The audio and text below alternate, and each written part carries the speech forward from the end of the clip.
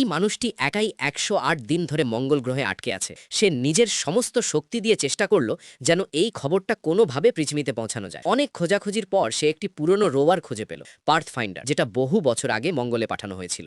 এত বছর পেরিয়ে গেছে যে সে নিশ্চিত ছিল না এটি আদৌ কাজ করবে কিনা। তবুও ফিরে যাওয়ার আশা তাকে হার মানতে দিল না। সে যন্ত্রটি চালু করলো। মাটির নিচে চাপা পড়ে থাকা পুরনো রোভারটি ধীরে ধীরে নড়তে শুরু করলো। তার সিগন্যাল রিসিভার ঘুরে গেল কাছের স্পেস স্টেশনের দিকে। আর অল্প সময়ের মধ্যেই পৃথিবীতে বসে থাকা বিজ্ঞানীরা বুঝে গেল পার্থ ফাইন্ডার আবার কাজ করছে। এখন তারা এই যন্ত্রের সঙ্গে যোগাযোগ করতে পারবে।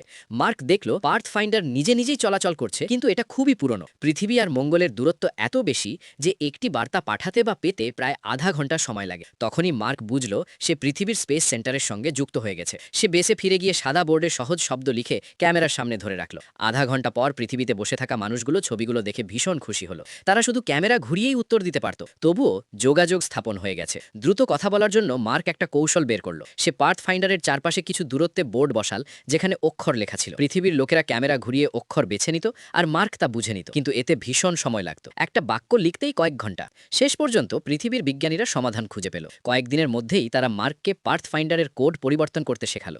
এখন সেটি সরাসরি তার কমিউনিকেশন রোভারের সঙ্গে যুক্ত হয়ে গেল, আর কথাবার্তা নিরবিচ্ছিন্নভাবে চলতে লাগলো। মার্কের সাহস দেখে সবাই অবাক হয়ে গেল, কিন্তু সত্যটা লুকানো গেল না। নতুন মিশন এরিস 4 শুরু হতে এখনো 4 বছর সময় লাগবে, আর এই সময়টা মার্ককে একাই মঙ্গলে থাকতে হবে। মার্কের কাছে অনেক আলু ছিল যা প্রায় 1 বছর চলতে পারত। স্পেস সেন্টার জানালো তারা একটি রকেট পাঠাবে যাতে সে 4 বছর বেঁচে থাকতে পারে, কিন্তু ভাগ্য অন্য কিছু লিখে রেখেছিল। সেই রাতেই যখন মার্ক ল্যাবে ছিল, চাপ নিয়ন্ত্রণের অংশ ভেঙে যায়। আগে থেকেই ক্ষতিগ্রস্ত ল্যাবের ভারসাম্য নষ্ট হয়ে যায় এবং হঠাৎ ভয়ঙ্কর বিস্ফোরণ ঘটে। তার হেলমেট ভেঙে যায়, অক্সিজেন লিক করতে শুরু করে। সে দ্রুত টেপ লাগিয়ে কোনো মতে প্রাণ বাঁচায়, কিন্তু ঠান্ডা বাতাস ঢুকে পড়তেই পুরো ল্যাব বরফে ঢেকে যায় আর সব আলু পচে যায়। মার্ক